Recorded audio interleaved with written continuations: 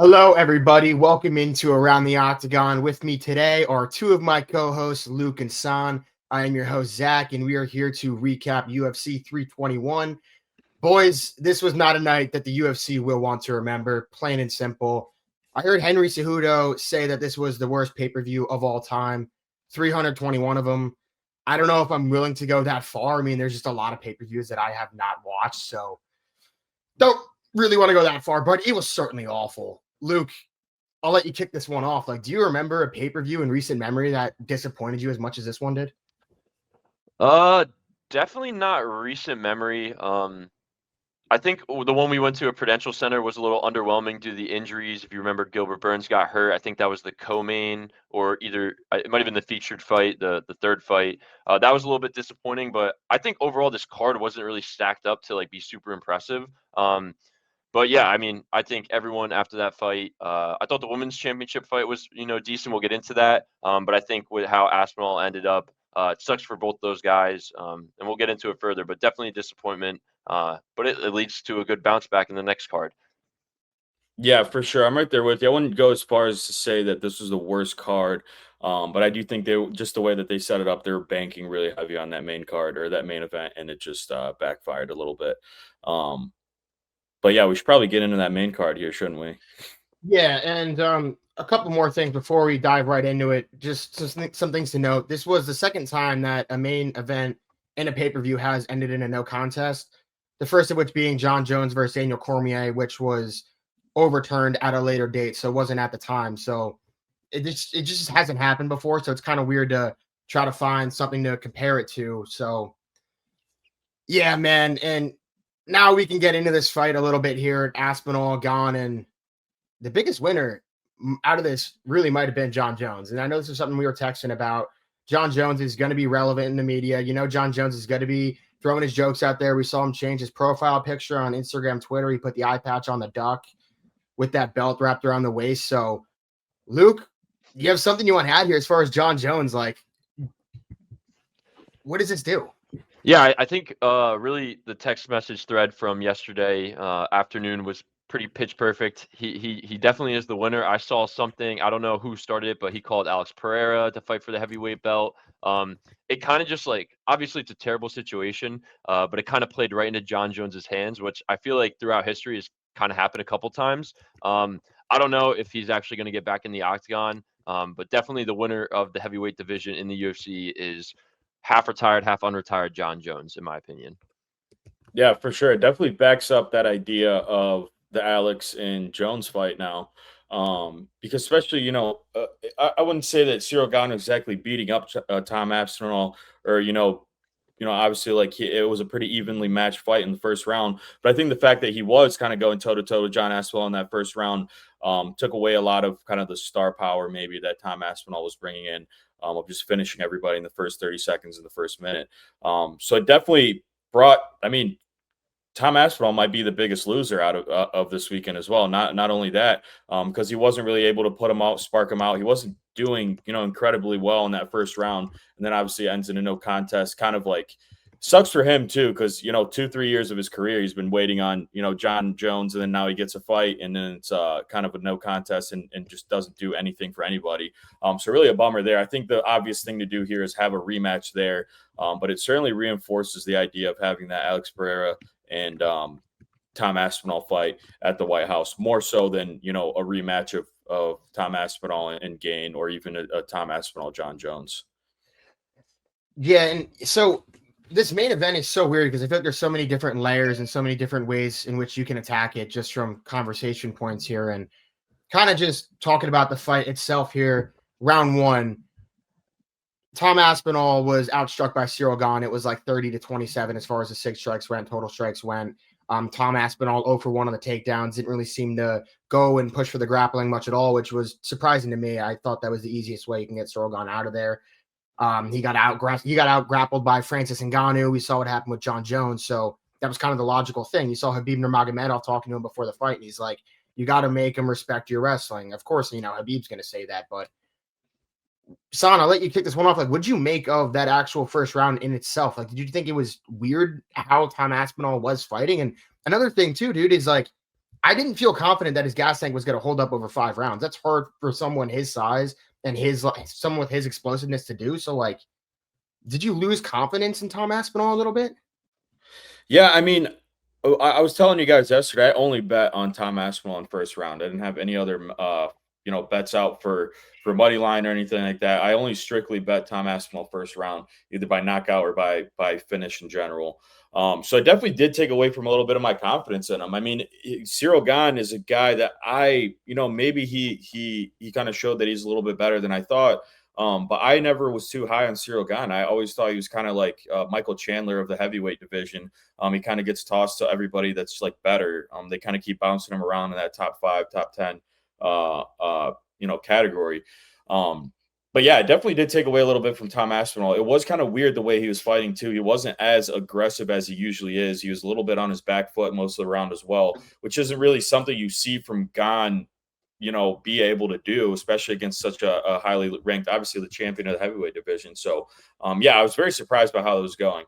I was surprised that his grappling didn't do too much work either. He wasn't able to find too much success there. So really kind of a frustrating round for Tom Aspinall, and then obviously ending the way it did. But yeah, even before that eye poke, man, it was not looking too good in Tom Aspinall's favor. Yeah, I agree with everything you said. I think for me, watching it, when Tom got hit with the jab and his nose started leaking, I think it was like almost like a movie scene when like the superhero supervillain gets hit. His blood seemed so red. I was like, it's just like you never see him, at least in recent history. He never gets hit. He's never bleeding. He's never cut after a fight. So I think that not only for the fans was like, holy shit, he's human, but at the same time, I think it was a little bit of a shock to him. Obviously, he's been fighting his whole life. He's an experienced guy and a champion at that. But I think that was definitely a shock. I was looking forward. I agree, Son. I was in the same boat, put first round finish for Aspinall, but I was looking forward to see what he could do in the later rounds. We've seen Gane go deep into fights.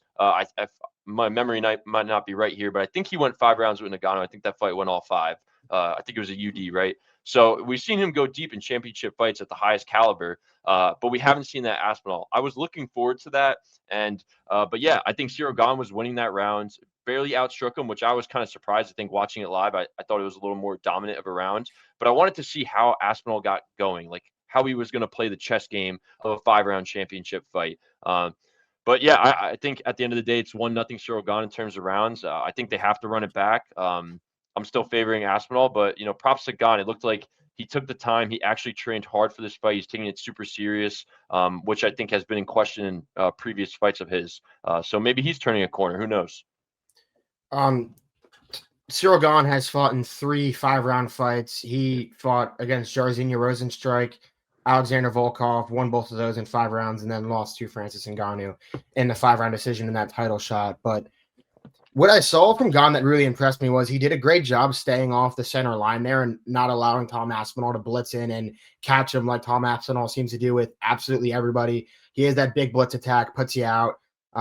His jab looked great, like you touched on. He looked fast. He looked explosive. Like, hats off to Ciryl Gane, because I think I fell guilty into what a lot of people did, where they kind of wrote off Ciryl Gane a bit after that Jon Jones fight. But Ciryl Gane has only lost to 2 people in his professional MMA career, and that is Francis Ngannou and Jon Jones. So it's like those are 2 of the best out there, man. So maybe Ciryl Gane is pretty damn legit. So also, one positive to take away is this fight wasn't that highly anticipated as far as like the matchup went in itself. People wanted to see Tom Aspinall back. That's why it was highly anticipated, but everyone looked past Ciryl Gane. Vegas looked past him too. Tom Aspinall was a minus 500 favorite. Now when they go to book this fight again, because that is what's going to happen, that is what Dana White said is going to happen, this will be a more highly anticipated fight coming into it. It will have more of a build-up, so I guess that's one positive you can take away from it, but I don't know if you boys have anything else you want to add here, or if I just move on. Just before we do move on, I've seen a lot of people, and I think Alex Pereira is one of the guys that did it too, and like a lot of fighters and a lot of people online I've seen kind of call it like a shit way to end, and almost blaming Tom Aspinall after that. And it's kind of a shame because that's like as serious of an eye poke as it gets, and it's not like a regular eye poke that you see like in most other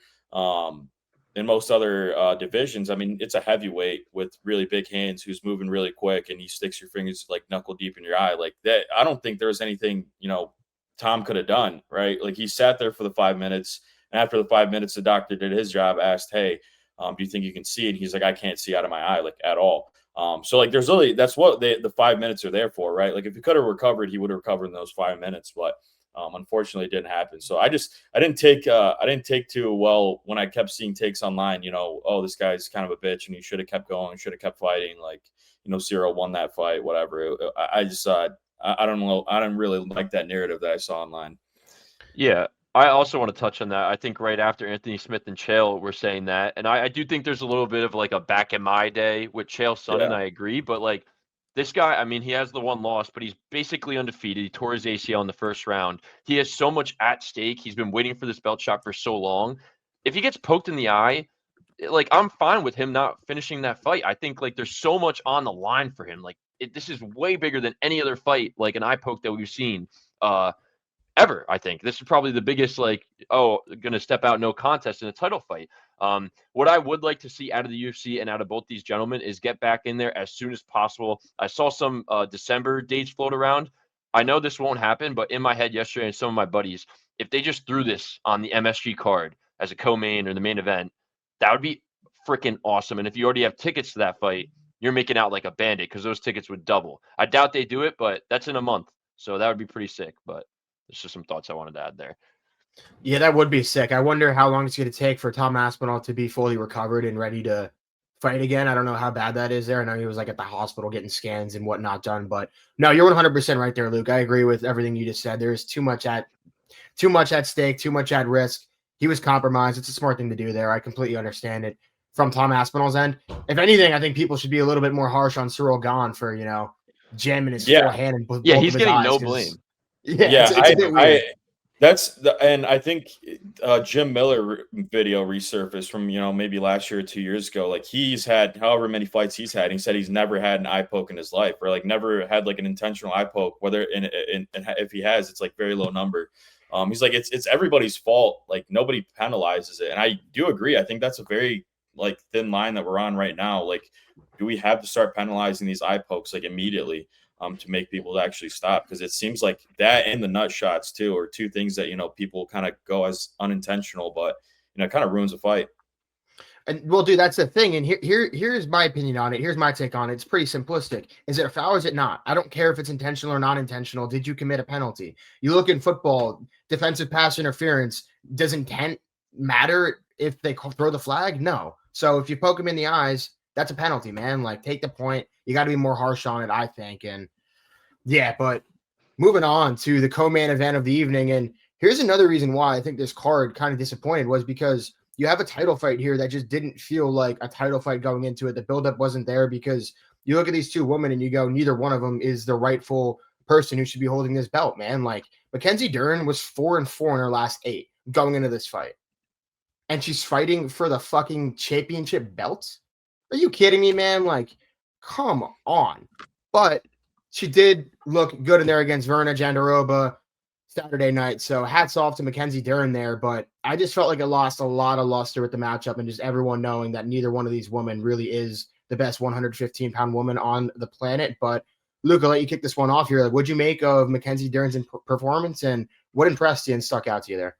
Yeah, I was super impressed. I think, well, first of all, I think this card, I think the judges did a great job, especially the main events. We'll get to the Volkov fight as well, but like takedowns don't equal damage, and I think they really drew the line in this in this fight and in the Volkov fight, where you saw Mackenzie get taken down a lot, but she wasn't getting damaged in those takedowns. She was getting up. Thought she did a great job. I think my thing with Mackenzie Dern is like what Mackenzie Dern shows up. Is it going to be the Mackenzie Dern that looks great with decent striking, or is it the Mackenzie Dern that has terrible striking where like she took 5 steps back? I thought her striking looked fantastic on Saturday. I think she really took a jump in that, and I'm happy that she got the belt. I think overall she's a popular person in the UFC. Obviously, it's a weird spot with Weili kind of cleaning out the whole division and going up. There's really no one that deserves the belt right now in this division.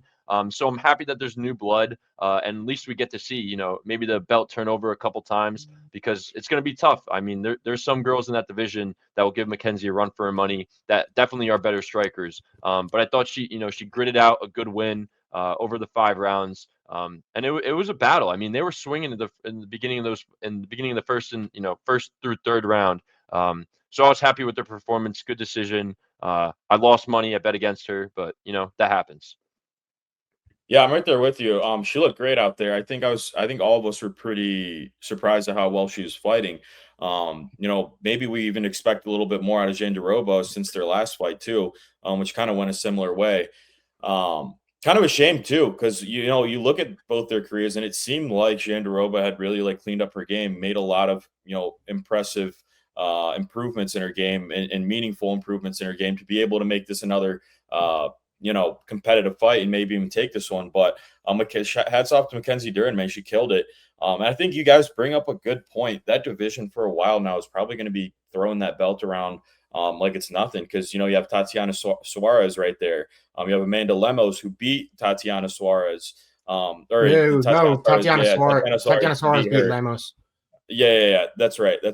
But still, somebody that I think would be a very good fight against Mackenzie Dern too. So it's just a lot of like that top 10 really, like any of them could go up and challenge for that title, and it would be a pretty decent competition there. So it's not really a runaway champion here by any means. Kind of weird though. Kind of does bring that division a notch down. It shows how good Zhang Weili really was. Because really nobody in that top 10 could, even take a crack at that belt successfully. So, heads off to Mackenzie Dern, our new strawweight champion. Yeah, the most illegitimate champion in UFC history, man. Like if we're actually gonna go and look at who she's fought, like, so now you have Yan Xiaonan calling her out, and it's like, okay, well, that can't happen because she just lost to Virna Jandiroba. So, but Yan Xiaonan beat Mackenzie Dern not too long ago. Like, okay, so that's like one lady there. Then you have Amanda Lemos, who's a few people down, who also beat Mackenzie Dern the only time they fought. So it's like, okay, that's two people ranked right below you who have beat you that you didn't have to beat again to get a crack at the belt. Like, it's just like you just got so fortunate. You get gifted this shot based off circumstances, and you took advantage, and hats off to you there. But I think the only person that you really can have fight her is Tatiana Suarez, because every single other one of these ladies has a conflict with another lady that's ranked right near them. And it's like they all have beaten each other. So it's hard for one of them to get it over the other because they're in these like triangles of losing to each other. And the only one who's not in it is Tatiana Suarez. And she's coming off the win to Amanda Lemos, who has beaten Mackenzie Dern. So it all kind of makes sense there. So I think that is what they do next. I don't know if you guys have any other ideas there, but if not, we can I was just going to agree with you there. I think Tatiana Suarez is the only one that makes sense. She's the only one that's beat everybody except for Zhang Weili. So, I mean, I think it's a no-brainer. She's the next challenger there. Yeah, definitely. And now moving on, we had Umar Nurmagomedov taking on Mario Bautista, and Umar picks up the win. I will say Mario Bautista looked a lot better than I think a lot of people thought he was going to. Like, Mario was very competitive in all three rounds. And when I went back and rewatched the fight earlier today, I initially had it 2-1 Umar. After rewatching it, I actually did switch. I did have it 3-0 for Umar, just because in that second, while he did have that flash knockdown, Umar recovered so quickly, was right back up, and then was just able to control and just be offensive for the rest of the 4 minutes and change. But it was a fun fight. Like, Umar showed how high level his wrestling and his grappling really is, and the way he's able to get to the back and throw in that body triangle. He is very skillful, but I don't want to see him fight for the belt again after winning like that over Mario Bautista, and I'll say that right now. So my question for you, San, will be is, who do you want to see Umar Nurmagomedov fight next before he could potentially fight Merab? I think it'd be a good fight is, after that Petr Yan fight in the end of the year, I think that's a good turnaround for Petr Yan to, try and get another hit at that title shot, and, gives Umar an opportunity to, earn that title fight. I think, if you want to toss Sean O'Malley in there, I think he would absolutely run through him. But you could always do that. I mean, Sean O'Malley's still ranked number 1. You never know. What I was like, I don't really care what they do with Umar. I think what I was more focused on that fight is how well Mario Bautista did. I was extremely happy with his performance. I had money on him. Obviously, I picked him on the podcast. I was the only one that picked him on the podcast to win. And that's exactly why I picked him. Although he didn't win, he did have a few chances. He had, that flash knockdown. He almost twisted Umar's ankle off. He was in very dangerous positions. And I think that fight did more for Mario Bautista than it did for Umar Nurmagomedov. Umar is probably going to move to maybe #1 contender, over Sean O'Malley, if they even want to restructure that, if there's even a point to doing that ranking, a change right there. But I do know that Mario Bautista is shooting up from that 9 spot, and likely going to be in that top 5. Sorry, he might be taking Song Yadong's place there, and if not, he might be a guy that would fight Song Yadong, and kind of take that 5 spot. But I loved what I saw from Mario Bautista. I think he's got a very bright future. He showed how well he could hang with a very high level, striker and wrestler, even though he did get taken down 11 times. But yeah, I'm excited to see what happens with both these guys. Umar is obviously going to go for that title soon. Maybe if he's not next, he's 2 fights away. So, yeah, we'll see. I'm definitely going to be keeping a closer eye on Mario, though. That dude, it was exciting to watch this weekend. Could not agree more. I think I looked down for a second when he had that ankle lock, and everyone in my house was like, "Oh my God, he's gonna snap his ankle." That was deep. I mean, I don't know what they're made of in Dagestan, but it's not human bone and human muscle. These guys are flexy, they're bendy. So I was pretty impressed that Umar got out of that. But yeah, I thought Bautista looked great. I agree with everything you said. What are you laughing at? The flexy bendy. I don't know why I started chuckling a little bit. And yeah, I was just super impressed with Bautista, like you said. I did not hate that pick when you had it. I think it was a very live underdog. I think everything out of this fight I got was that I do not want to see Umar fight for the title, because I think there's nothing that he has gotten better at that showcased in this fight that makes me think he comes anywhere close to Merab right now. It just almost like confirms in my head that Merab is gonna keep this belt until, I don't know, maybe he's 45 years old and he finally starts slowing down. But yeah, I agree. I would like to see O'Malley Umar, just because I do want to see O'Malley finally overcome the wrestling that he can't seem to beat the wrestling heavy guys. But yeah, I agree. I think Bautista is right in the mix with those guys. I would love to see a Song Yadong fight. Hell, I would be fine watching him fight Sandhagen. I think it's time to throw him in the mix with the big dogs, and see if he sinks or swims. And he looked like he could swim. He's #2. I think we could all agree in the division. It goes Merab and Umar. So being able to the last 3 rounds and have your moments like he did, a lot of props to him, and a guy to watch going forward. Yeah, there's a few angles I want to attack on this one, and the first one will be Umar. I like how you kind of said you didn't really see the improvements from his title fight to this fight, and that's why you don't want to see it again. And I think that's something that Umar also recognized, because I think he said it in his post-fight interview where he was like, "Listen, guys, like, I'm only going to get better with more time spent in the cage." He's like, "I understand if they're not ready to give me the champion again." He's like, "I will fight any of these other guys. I need to get back in the cage. I'm only 28 years old. I'm getting better. Like, I want to be fighting someone soon." So, like, I think he fully recognizes that, and hearing that does give you confidence. But he does stylistically match up with Merab like really well, and that's why he is the only one able to have a chance of beating him, just because he is just like the gas tank's the problem. But like, you're able to see him win those early rounds and just get drowned. But like, skill wise, he is the only one that I think can match up there. But Mario Bautista, that's the other angle I wanted to go at as far as this fight goes. He just did the UFC a fucking favor, man, going to the Middle East to fight a fucking Russian. Like, that's not something you want to do. People whose last names end in V have a record of, I think it's now either 24-1 or 25-1 in the last 5 Abu Dhabi cards. So they don't lose. And a lot of those, not a lot of those, but there's a few of those where it's due to the decisions, the scorecards by the judges. So Mario Bautista did the UFC a favor. I'd like to see the UFC do Mario Bautista a favor back, and I'd like to see them set up a matchup with Sean O'Malley there.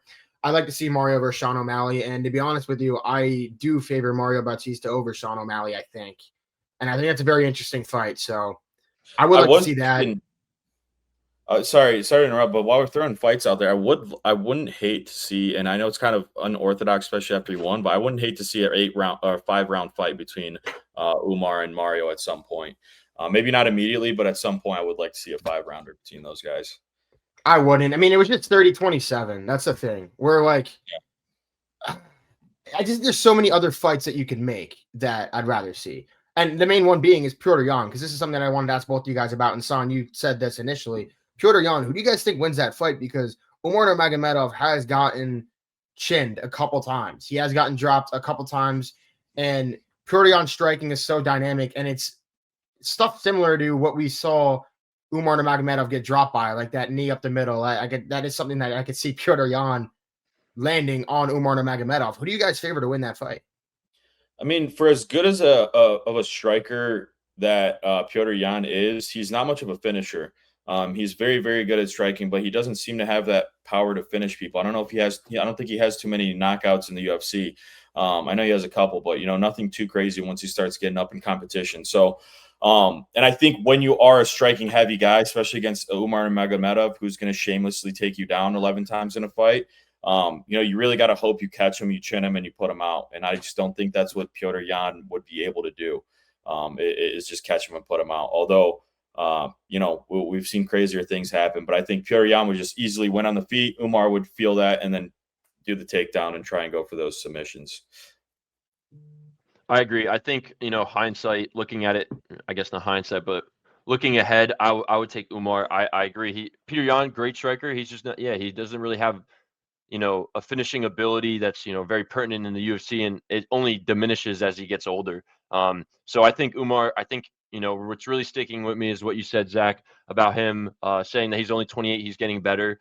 I think it's kind of two different paths, one going down, one going up. Nothing against Petr Yan. I just think, fighting a guy like Umar in his style as you get older, it's not a recipe for success. And Umar's hungry, man. Not that Petr Yan is not, but I think Umar wants that belt really bad. It's ingrained in him, being under Khabib. Petr Yan, I know he wants to get back there, but he already had the belt. So I think there's a little bit of a difference there. But we'll see. I still think Petr Yan gets that Merab fight. So we'll see down the line if they make that fight. Yeah, I feel like for Umar, it's almost like he's like a failure if he doesn't get that belt. I feel like it means that much. Yeah. So it's like just a different. It's just there. I mean, Petr Yan has had it, so it is a completely different mentality there. But moving on to Alexander Volkov versus Jailton Almeida, which was an absolute snooze fest of a fight, and which also contributed to just this terrible pay-per-view card. Controversial split decision, and my problem doesn't really go on to the fact that Volkov won the fight, because I don't really have a problem with that. I have a problem with just inconsistency in the judging, just in general. You don't know what the fuck they're going to score on what nights, and even on the same night, they'll consider different stuff depending on the fight. It doesn't make sense. And then you're sitting here in Abu Dhabi, and I just knew it, man. Like, I knew it. Like, if you were to go online, like, people really, like, Jailton Almeida, I think people think kind of got robbed, but everyone's like, oh, it's a rightful robbery. Like, it's fine, because we all hate watching people lay on someone like a wet blanket. And I have no problem with it too, but you just knew when it was going to the decision. I was in the room with like 5 people, and I go, I guarantee you Alexander Volkov is getting this scorecard. I guarantee it. And everyone I was with, they're like, what are you talking about? And I was like, I guarantee it. They're going to give it to Volkov. And I just the corruption a little bit, man. Like, this stuff in Abu Dhabi with these people's last names end in V's, the fact that they're like 25-1 or 24-1 in the last 4 or 5 cards in Abu Dhabi. So it's just, that's what really bothers me here. But moving on to the fight, Luke, I know you were talking about how you were happy that they stopped like prioritizing scoring takedowns with control with no damage. What'd you make of this fight, and how'd you score it? Yeah, I think you hit on a good point. I do want to say that the discrepancy between, a jurisdiction that's ruling and the judges, every different fight card or fight night is so different that they definitely need like a normalize or regulate it. But I think when you actually look at the criteria and what's supposed to win, it's damage trumps all. And I think this is one of those fights that they stay true to how it's supposed to be called. Yeah, I think you could make the argument that it's a robbery, but I definitely think, as a betting man who bet on Volkov, that I'm happy with the decision. I think by the criteria, it's the right decision. You just look at the stats. Almeida had 27 strikes the whole fight, 9 of them significant. Like, that's how if I told you those stats and you were like, oh, that's a robbery, you'd be like, no way. He didn't have I don't even think he had 1 sub attempt, right? He didn't really do anything with any of the control. He was getting reversed. So I was happy with the decision. I mean, Almeida, sometimes when Almeida's getting hit, it looks like he doesn't want to be in the fight. It doesn't look like he's one of those guys that has that ability to turn it on. And yeah, we've seen guys like Charles Oliveira who, was considered a quitter at some point in his career, then turned it around. Now he's one of the baddest ass guys in the world. But I just see that with Almeida. I kind of see like a quitting mentality when you get in there with a guy like Volkov, who's been in there with the best of the best. I think he just showed his little bit of his veteranship there. And I'm happy with the decision. I think also we have to remember that Ciryl Gane got a very controversial split decision over Volkov, and there's a clip of Dana White saying, "We'll make this right. We'll get you back." I don't know if that's playing into the aspect of how this fight ended, but I think, all is even now, and we're excited to see what Volkov does next, because is he next in line after? I do want to say one thing here. Yeah. And while damage does trump all, I do agree with that. There has to be some sort of scale on it, though, because like the grappling and the control does have to factor in at some point. At what cost, I don't know. But damage does trump all, but there is some give and take with that. I agree. And then on the other side of it, it's that I don't think Volkov really did that much damage either, to be completely honest with you. Like, it wasn't like Jailton Almeida was fucked up by any means. He was just like, he was landing some elbows off his back and he was doing more damage than Almeida. But I don't think Volkov did enough to really win that fight either. I kind of wish neither of them won the fight. To be quite honest with you, I wanted neither of those guys to win the fight. I don't think either of them actually went out there and did enough to win it. I thought it was extremely I agree with that, boring, and I think you could make the argument that a lot of strikes were coming from the bottom. But if you just look at it, 38-1 strike in the first round. The second round was 8 strikes to 9 strikes in Almeida's favor, and the last round was 77-17. So yeah, snooze fest overall. But like, if you just look at that, like, it's an MMA fight. If you're not actively trying to submit a guy, which he wasn't doing, then what are you doing? You're just holding on to him, which I don't think you should win a fight.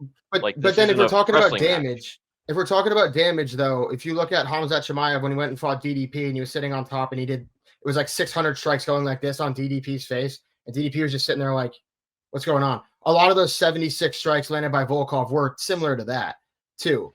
But he definitely did more damage there. Like, I'm not disagreeing there. I just don't think Volkov really did incredibly that much either. Both guys, I'm not saying extremely he did.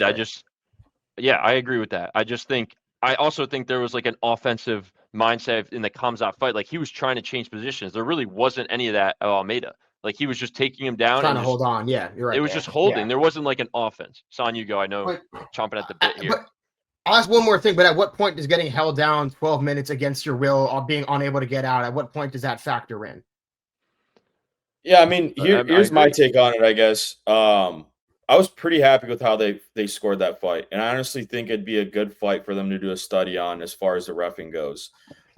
Because we see, obviously, Jailton Almeida had 7 takedowns on Alexander Volkov in those 3 rounds. And it was absolutely no offensive grappling at all. He didn't try to submit him. I think Volkov was closer to a submission at one point than Jailton Almeida ever was. Kimura.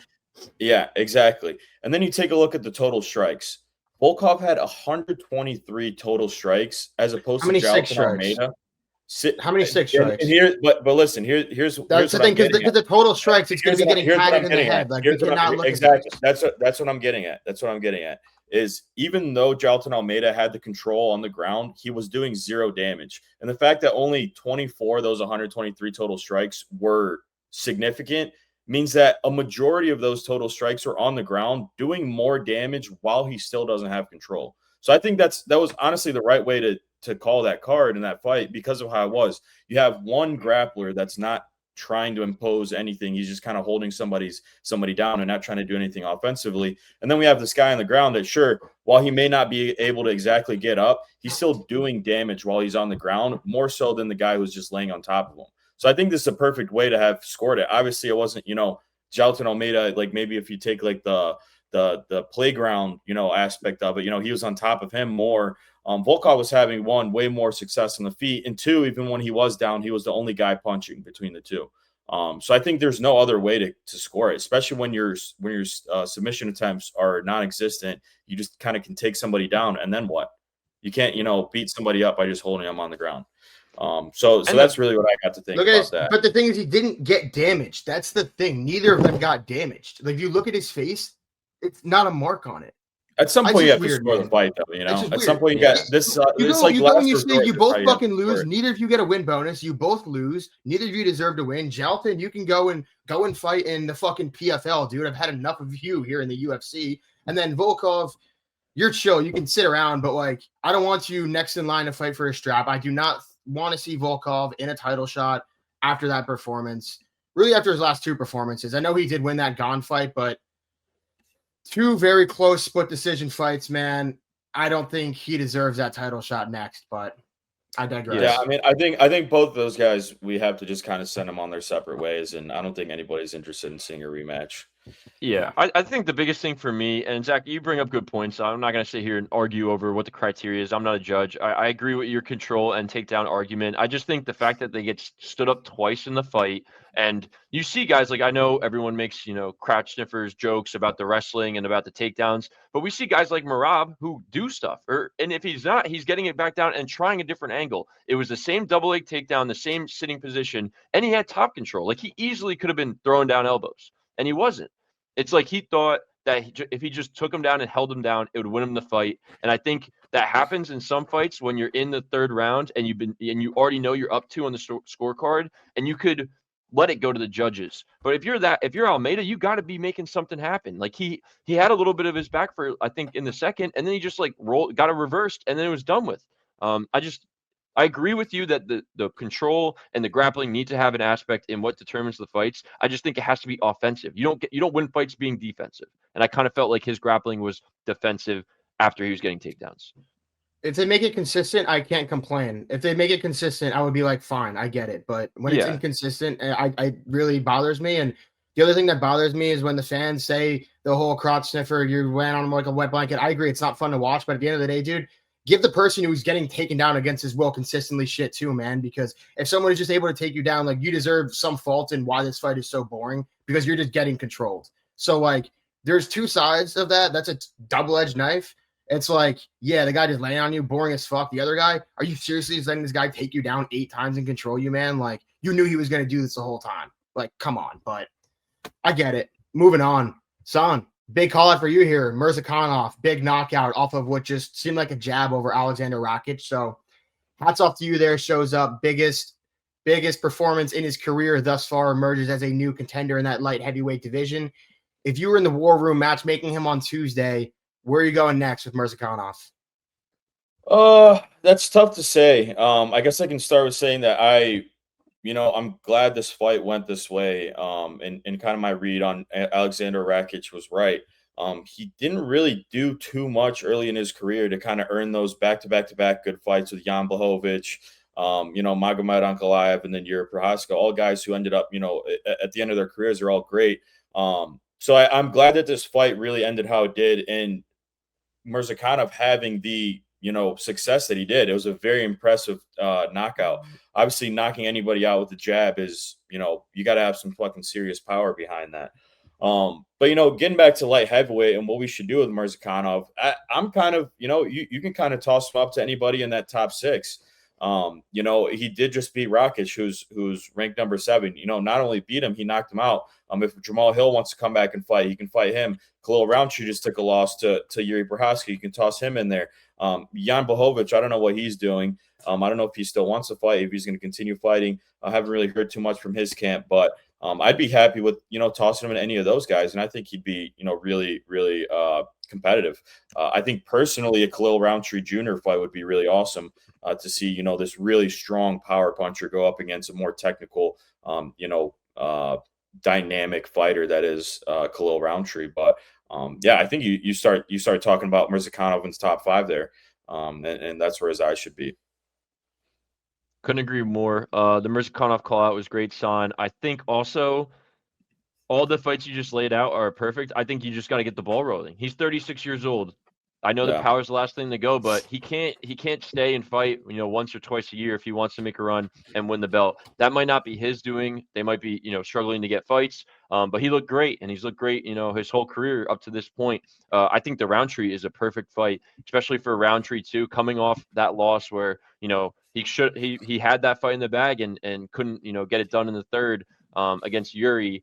And I think it's a good, like you said, good stylistic matchup where he has a technical advantage, but yet another guy who could put his lights out any moment in Murzakanov. So great fight. I just don't know what you do with Rakic now. Like you said, lost 4 straight. Yes, 3 of them former champions. But still, you're on a 4-fight skid in the UFC. Like, where do you go? Do you become like kind of this gatekeeper of the division? So it kind of sucks. He's just chinny, man. He seems to get caught in every fight. He was winning that Yuri fight and then got caught in the second. And I feel like it's kind of hard. I mean, we see it with Dom Reyes guys. Once they start getting chinny, it's you're never the same. And that chin doesn't recover. It's hard to build that up in your repertoire. So great showing. Excited to see what happens next with Murzakanov. Yeah, what's next for Alexander Rakic? Give me Johnny Walker. I think that'd be a pretty fun. I think that makes sense. Yeah, I think it makes sense. Johnny Dude, Walker look like there. two big idiots, dude. I just want to put them out there and see what happens. Yeah, and then on the flip side for Azamat Murzakanov, you touched on, look, he needs to move like soon. Like he needs to have some urgency with what he does. And well, Jamal Hill's out now through the end of 2026. His knee's all fucked up. I think he just got surgery again, so he's going to be out for a year and change.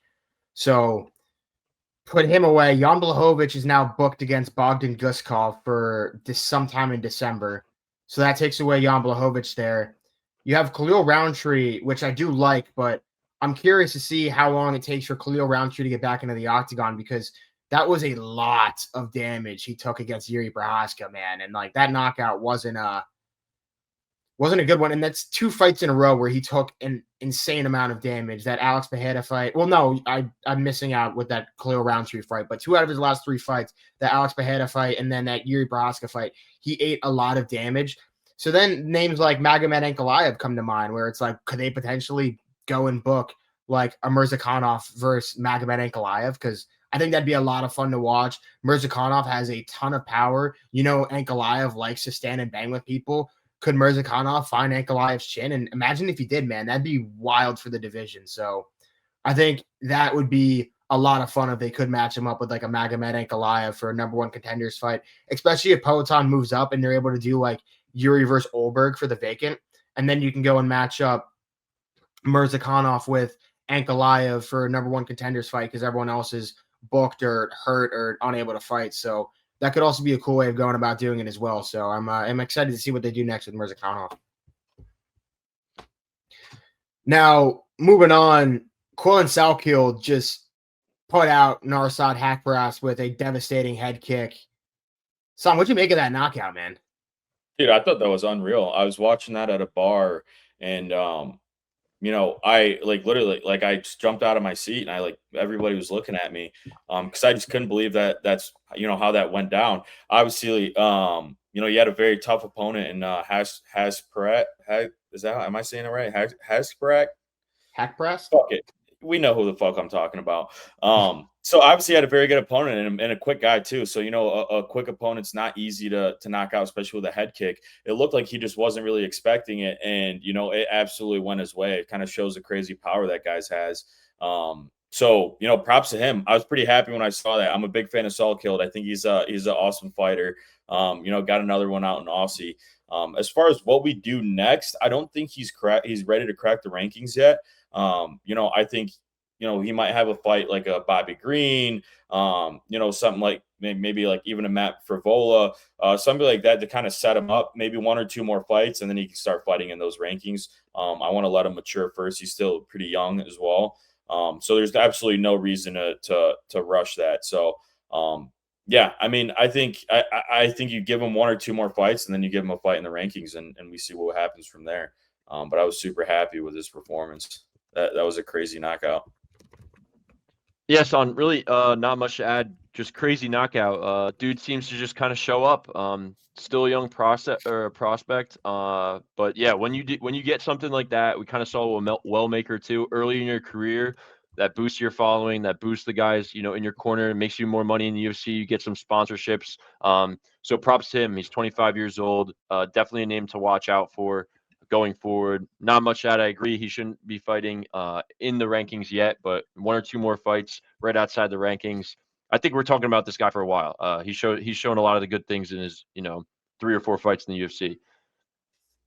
Here's what's tough about matchmaking him, because he's only just 3-0 in the UFC now. He's extremely young and he's in a stacked lightweight division, but he just took out the guy who might be like ranked number 16 in the division in Narsad Haqparast. Like, Haqparast is a guy who was coming off a win over Esteban Ribovics, a guy who everyone thought was a ranked fighter, a guy who was ready to be fighting into the rankings. They were talking about matching up Ribovics with guys like ranked between like the 15 to 10 spot. So while I don't want to see him get thrown to the wolves, it's almost like he's almost like forcing himself to have to go and fight into the rankings almost, because like a Bobby Green, if you were to fight like a Bobby Green, like you said, Son, or a Matt Frivola, like that's a step down in competition to Narsad Hakparas, I feel. So it's interesting. But you're right though. Too. Yeah. But you look at what about like Mauricio Hufi? Who would win that fight? See, that's what I hate. Like you look at those bottom 15, it's just like everybody's very good. Like I don't want to give him one be a better grappler. Yeah, Salkild would be a better grappler. It's dangerous, man. I could see him beating a Mauricio Hufi, but I don't know, man, because then he goes there and if you were to go in there and get starched by Hufi, then it's the whole confidence thing. He's so extremely young, and then I'd be like, when did BSD turn into a monster? I don't know. It is tough though, dude, because there isn't much room for him to go up and fight up without being in the rankings right now. But he's so new in a stacked division. Yeah, I think as crazy as it sounds, like I think a Moicano fight's pretty possible as well, because Moicano's been complaining about obviously he's getting thrown to the wolves when he was fighting on short notice and making great fights a year or two ago. And he's been asking for easy fights. So maybe this is an opportunity for Salkild to kind of climb in those rankings on accident, just because Moicano wants some easy money. He is getting up there in age too. I mean, it's not he's ranked 11th, but you put him up against any of the guys, Grant Dawson, I think he's got a good chance. Even Michael Chandler, I think that'd be a tough fight for Moicano. So, what do we do from here is a very good question. I actually like him fighting in those rankings. I like that. I think he'd beat Moicano. I think Salkild would beat Renato Moicano right now, actually. Yeah. Because he grapples well, and he grapples well. Salkild's a good grappler. I don't think Moicano will be able to grapple fuck him, and Salkild's going to be better on the feet. And it's not like Moicano has an insane gas tank either, and that's kind of the one fault Salkild has had when he fought into the third round was the gas tank.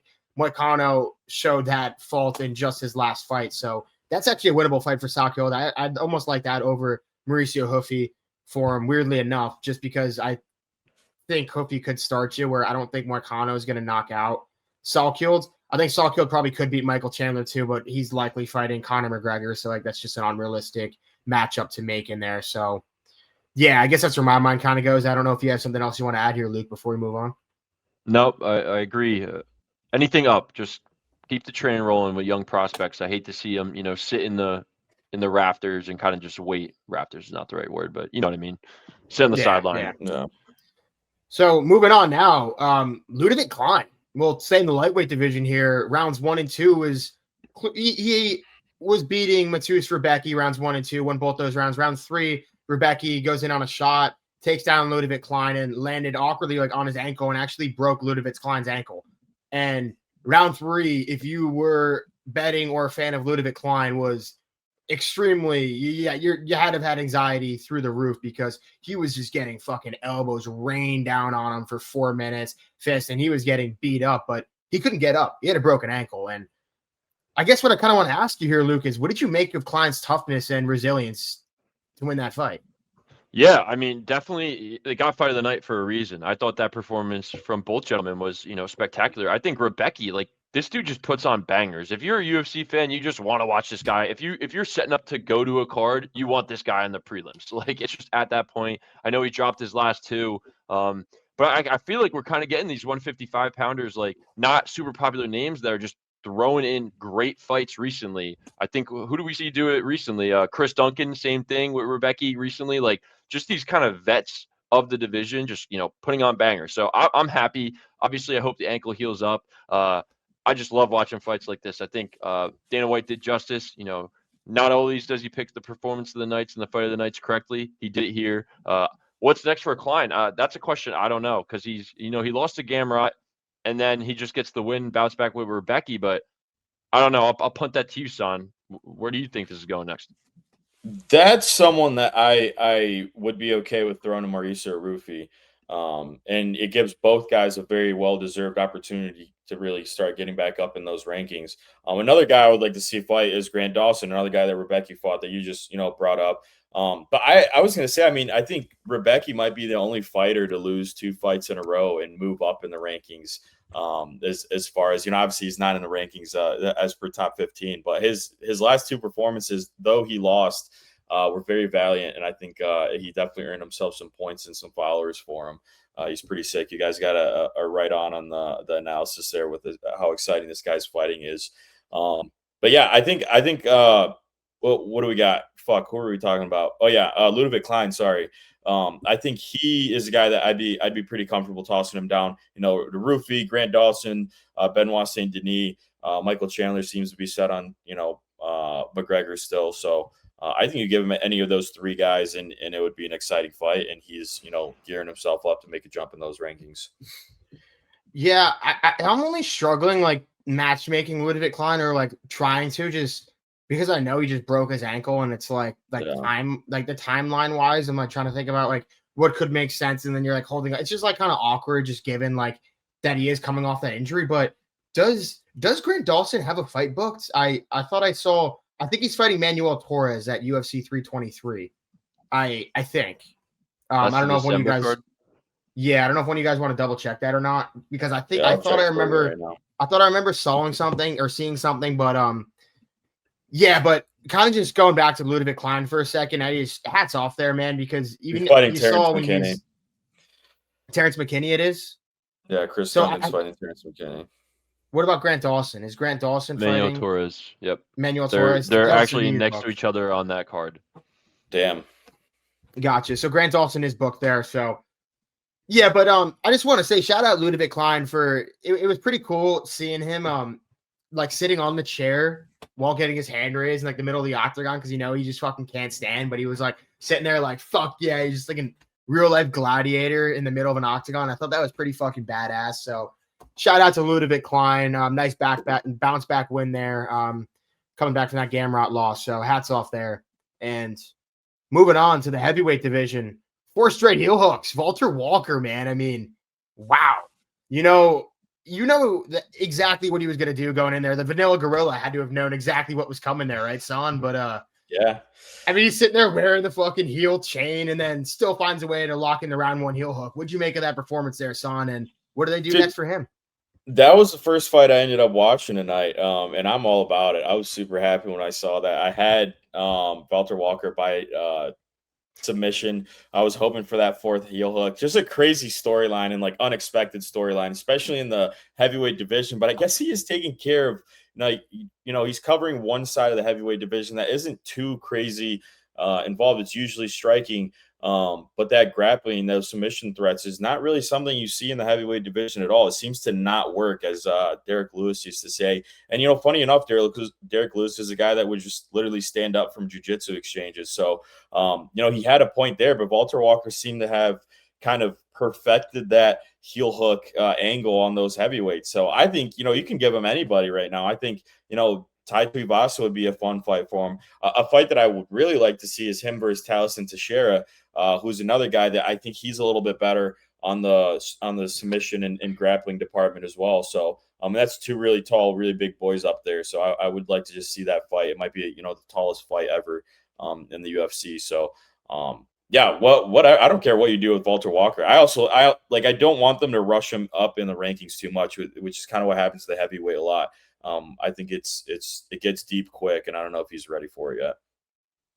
Yep, couldn't agree more. I think it's just, UFC, the fight world is all about storylines. We kind of talked about it with Solid Kill, like getting that knockout and that highlight knockout, your opponent's like not getting up while you're leaving the octagon. That's what creates a following, and I think Valter Walker is in the same boat. Like, hey, I think he was 1-1 in the UFC to start. I know he had the 1 loss, and he's like, I'm just going to heel hook everyone because, like you said, Son, it's not really seen in the heavyweights. And overall, a lot of guys don't know how to defend it. It's a very like specific, good Brazilian jiu-jitsu tactic, and I think he's really riding this. And I would do the same thing if I was him. It's fun to watch. It's entertaining. He's entertaining. Obviously, Johnny Walker's brother. So there's just like, some sort of aura around it right now. So it's great. I know he called out Hamdi, who fought on the prelim and beat Chris Barnett, and he was pissed that he beat Chris Barnett. So he called him out. But I agree. I don't really know what's next. I like the Taliesin Teixeira call out. I think that lines up well. But it would be fun to see him with a low-level guy that has good Brazilian jiu-jitsu just to see what would happen. But yeah, don't feed him to the wolves yet. It's too fun. Yeah, what did he say? He goes, yeah, I want the guy who beat the chocolate Peppa Pig or something yeah. like that. He's crazy, dude. Yeah, it's a fucking wild call out there. And I will say Hamdi was actually in the back getting interviewed when Valter Walker was fighting. So he was sitting in there getting interviewed, and he was like, I want to fight Valter Walker. So then Valter Walker went back after, and he was getting interviewed, and he's like, yeah, let's fucking do it. And then Hamdi was like, oh, let's do a grappling match. And Valter Walker's like, fuck you, dude. He's like, I do MMA, man. We're fighting. So it looks like they both want that fight. And Hamdi's he's a funny guy to watch in there. He's just like a little wrestling bowling ball too. So like I wonder how that matchup would go. I don't know if he's gonna find the heel hook. Hamdi seems pretty confident that he's on heel hookable by Valter Walker. So maybe they go that way. You know, Valter Walker probably should look up instead of down. And like Hamdi lost to Muhammad Usman like pretty recently. And Valter Walker's in the rankings. So I don't know if it makes the most sense. But at the end of the day, man, I think he just wants another easier fight where you can go out, maybe find a heel hook and get another bonus. I don't think he's even looking at being like the champion of the heavyweight division right now. I don't think that's really what's on his mind. I was just about to say, I think he strikes me as the type of guy that doesn't really give a shit if he is the champion or not. Like he just sees it as a job that he can do, and he's having a good time doing it. Which is probably why he didn't call anybody out in the rankings. He's like he could give a shit if he was fighting, these high ranked guys. Like he almost doesn't want to. You make more money, getting these submissions against these random guys. So shout out to him. I'm loving it. I say let that dude do whatever he wants. If he wants to keep fighting cans and never move up in the rankings, let him do it. I kind of fuck with it too, man. He's just like, you know what? I'm going to call out a guy that's just not even ranked for no reason and just like make a joke about Chris Barnett because like, fuck it, why not, dude? Like, yeah, no, like if he was a guy that wanted to be like the champion of the heavyweight division soon, you'd think he'd be calling someone out up in the rankings. But yeah, shout out Valter Walker. That guy's the man. So yeah, I want to see him try and heel hook Max Jimenez. Yeah, see how he does here in November. I don't think he's heel hooking Max Jimenez. I'll say that right now.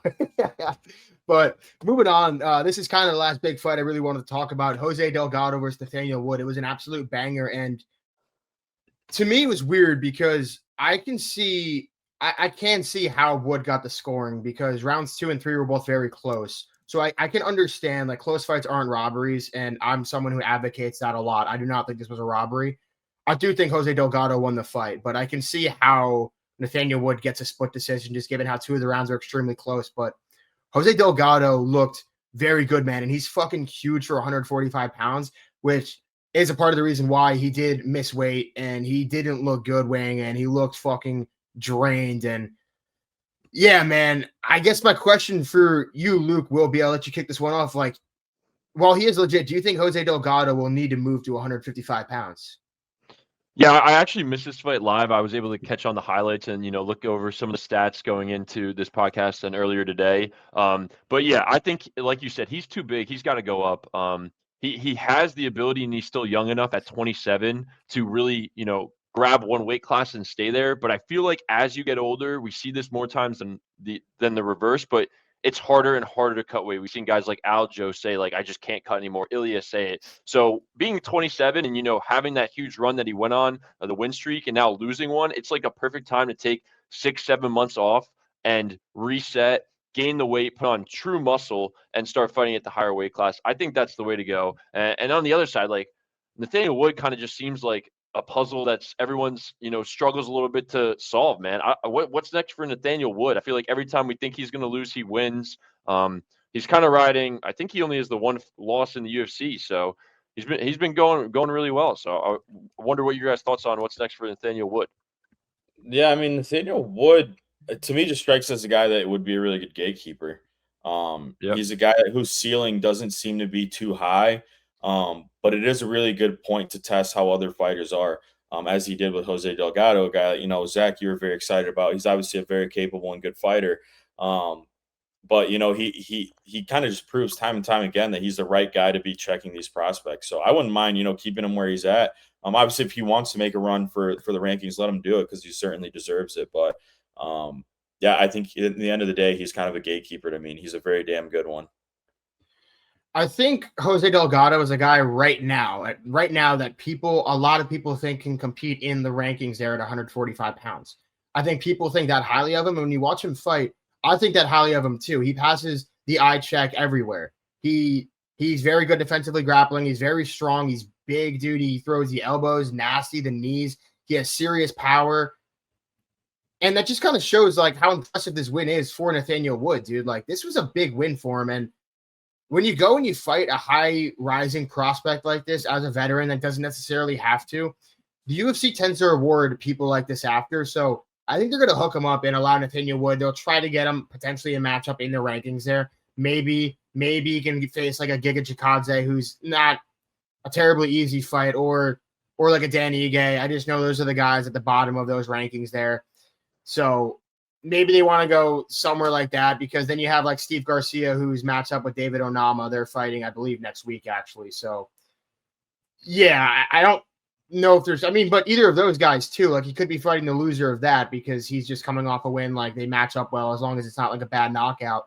Maybe he fights the loser of that fight between Steve Garcia and David Onama. So, yeah, interesting for him, but I do think he deserves to fight into the rankings after that performance against Delgado. I think that's a big win for him. I think he did the UFC justice by taking that fight, because that's a guy who I think a lot of people do not want to fight, and a lot of people would be turning down that fight. So good for Nathaniel Wood there.